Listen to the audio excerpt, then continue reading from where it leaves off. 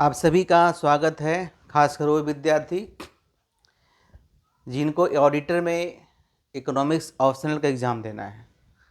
वक्त बहुत कम है, पढ़ना बहुत ज़्यादा है, खासकर वो विद्यार्थी के लिए जो कभी इकोनॉमिक्स नहीं पढ़े और जिन्होंने सोच रखा था कि हमारा पीटी होगा तब हम ऑप्शनल पेपर की तैयारी करेंगे।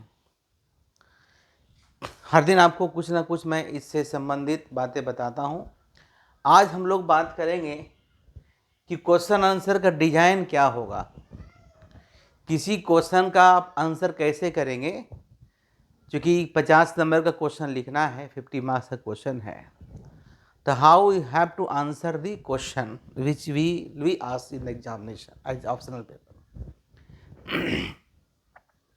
मैं कुछ बताता हूं और आप समझने का प्रयास कीजिए, क्योंकि इतने कम समय में 3 मंथ में आपको तैयारी करना है। इसका आपको आंसर राइटिंग भी करना है। तो कोर्स को पढ़िए, जो भी टॉपिक्स हैं उस टॉपिक को पढ़ने के बाद उससे संबंधित 1-2 क्वेश्चन लॉन्ग कर लीजिए। चलिए मैं बहुत ही सिंपल आपको बताऊंगा। 2 क्वेश्चन मैं आपको बताता हूं। पेपर 1 में मान लिया आपसे क्वेश्चन पूछा जाए, बहुत ही सिंपल क्वेश्चन है कि critically examine the law of demand. मान लिया क्वेश्चन पूछा जाए, बहुत ही सिंपल क्वेश्चन है। अब क्रिटिकली एग्जामिन का मतलब है कि मांग के नियम की आलोचनात्मक व्याख्या करें। अब अगर इस क्वेश्चन को पूछना है तो सबसे पहले ये आप देखेंगे कि इस क्वेश्चन में जो पूछा कि लॉ ऑफ डिमांड है क्या, तो लॉ ऑफ डिमांड तो लिखेंगे, लेकिन साथ में आपको ये भी देखना है कि जब क्रिटिसाइज करते हैं लॉ ऑफ डिमांड को तो उस क्रिटिसिज्म को विथ एग्जाम्पल आप समझाएं। क्योंकि लॉ ऑफ डिमांड तो बच्चे 12th में पढ़ते हैं, किसी तरह से पढ़ लेते हैं। लॉ ऑफ डिमांड बीए में पढ़ते हैं तो पढ़ लेते हैं, वो एकेडमिक पढ़ाई होती है, लोग पढ़ लेते हैं और समझ भी लेते हैं और भूल भी जाते हैं। ये आपका कॉम्पिटिटिव एग्जामिनेशन है, तो आपको इस आंसर को देने के क्रम में पूरा ध्यान रखना होगा कि आयोग ने यानी कमीशन जो आपसे जानना चाहती है उस पूरे चीज़ों को, पूरे तथ्यों को उस आंसर में आप समाहित करें। अब मान लिया कि इसे क्वेश्चन पूछ ही दिया, हालांकि इतना आसान क्वेश्चन आपसे पूछा नहीं जाएगा, लेकिन जो नहीं पढ़ा उसके लिए भी डिफिकल्ट है। तो सबसे पहले एकदम ब्रीफ में आप ये लिखेंगे कि डिमांड है क्या। जैसे एक मैंने क्या कहा कि critically examine the law of demand, critically examine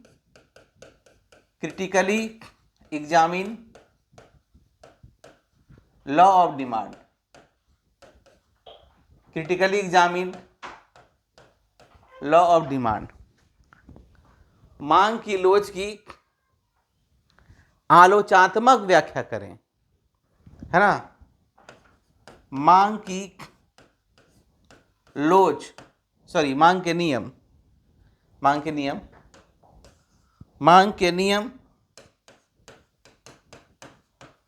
की आलोचनात्मक व्याख्या करें। तो लोग करते क्या है, जो मैं अभी तक आंसर देख रहा हूं, लॉ ऑफ डिमांड लिख दिए, 5 एजम्पशन लिख दिए, डायग्राम बना दिए, 5 को पॉइंट लिख। नहीं, आपको चीज़ों को एक्सप्लेन करना है।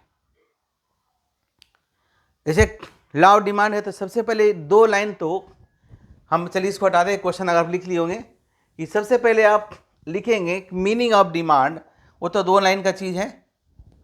Meaning of demand, meaning of demand यानी कि जिसको हम लोग कहते हैं मांग का अर्थ, और उसके बाद हम लोग लिखेंगे मीनिंग्स या डिफिनेशन जो भी है, meanings of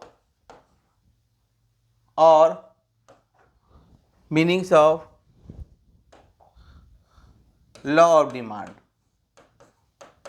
law of demand का मीनिंग लिखेंगे जो कि बहुत ही कंसेप्चुअल है। आप जब मीनिंग लिखेंगे थोड़ा अच्छे तरीके से लिखेंगे। अब क्या लिखेंगे आपको लिखना है, अगर आप लिख के भेजिएगा मैं आंसर भी चेक कर दूंगा 31 को। उसके बाद जो भी नियम है, जो भी लॉ है, वो इकोनॉमिक्स का हो या कहीं और का हो, तो कुछ वो एजम्पशन पे आधारित होती है। Assumption fail, theory fail. तो अब इसके बाद जो हमारी बारी एजम्पशंस का है, तो एजम्पशंस पर विशेष ध्यान देना है और उसे एक्सप्लेन भी करना है, सिर्फ पॉइंट नहीं लिख देना है। अब जब एजम्पशंस यानी कि तीसरा जो इसमें डालिएगा, यानी कि 1, 2 और 3, तीसरा में क्या डालिएगा, एजम्पशंस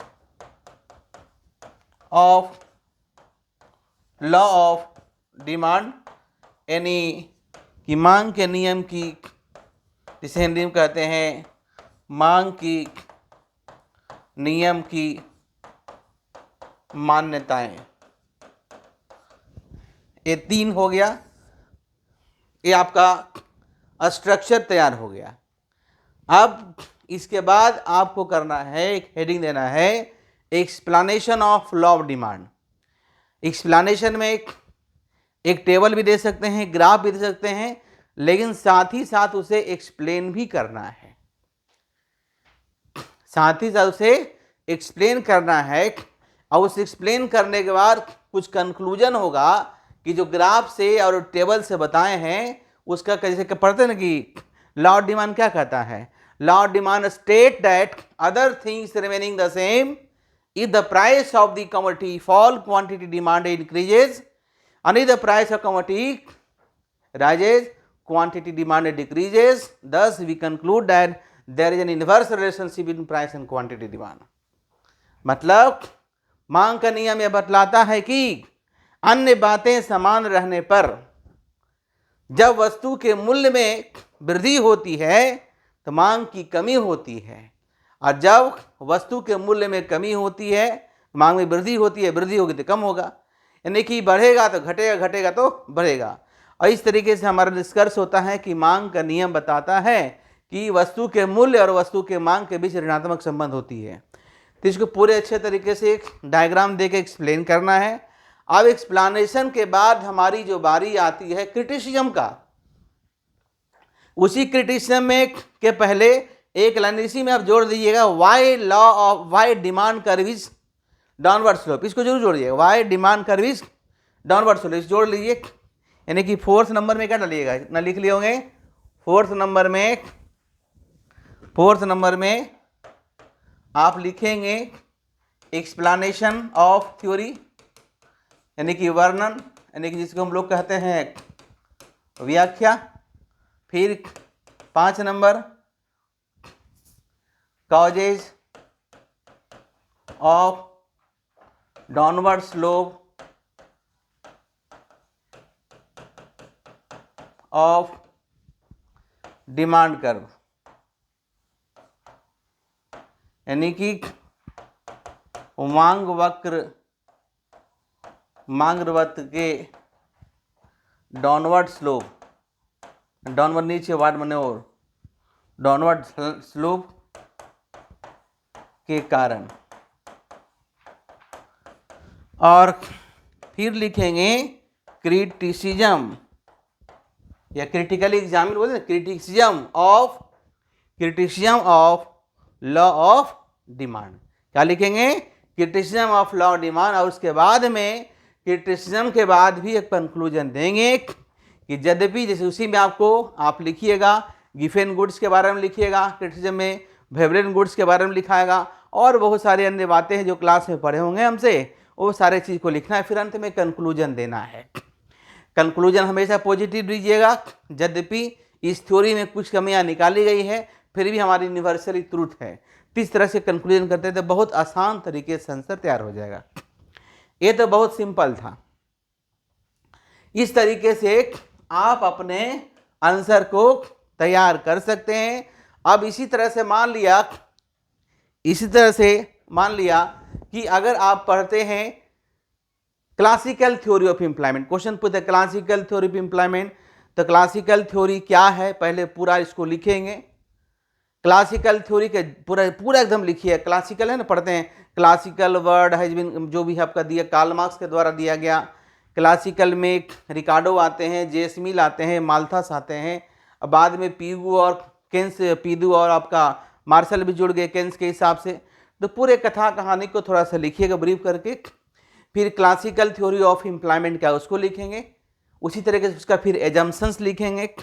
एजम्पशंस की हम पूरा व्याख्या करेंगे और उसके बाद उसकी व्याख्या में हम लोग लिखेंगे, क्या लिखेंगे कि हमारा एम्प्लॉयमेंट जनरेट कैसे होता है गुड्स मार्केट में, यानी कि लेबर मार्केट में, और हमारा मनी मार्केट में। ये तीनों इसकी व्याख्या होती है, यानी 3 और 2 5, और अंत में क्रिटिसिज्म लिखेंगे, जो क्रिटिसिज्म आपका केंस के द्वारा किया गया था, और फिर अंत में कंक्लूजन लिखेंगे।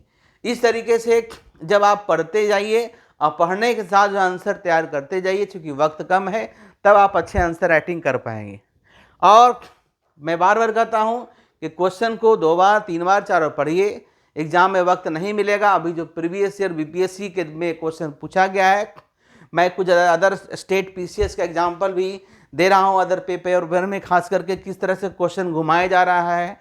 जैसे मैं अगले दिन में आपको बताऊँगा कि कंज्यूमर इक्विलिब्रियम से क्वेश्चन जो पूछा गया है, किस तरह से थोड़ा सा घुमा के किया गया क्वेश्चन पूछा गया है, थोड़ा सा ट्विस्ट है। तो इस तरीके से हमारे साथ बने रहिए। और कल हमारे के यहाँ नया बैच है 27 तारीख को, जैसे कि पहले इन्फॉर्मेशन दिया था, और 31 तारीख को हम लाइव मिलेंगे यूट्यूब पर। इस 27 को जो बैच है एकदम धुआंधार बैच चलेगा आपका, पूरा एकदम लेक्चर प्री रिकॉर्डेड और लाइव क्लास, और per day answer writing, per day एक दिन भी नहीं छूटना चाहिए। आप लिखते रहिए, हम चेक करते रहेंगे, आपको थकना नहीं है। और सारा काम को भूलकर आप ऑप्शनल में लग जाइए, मेंस में लग जाइए, सारा का सारा आपका एग्ज़ाम आपका अच्छा जाएगा। और all the best, thank you.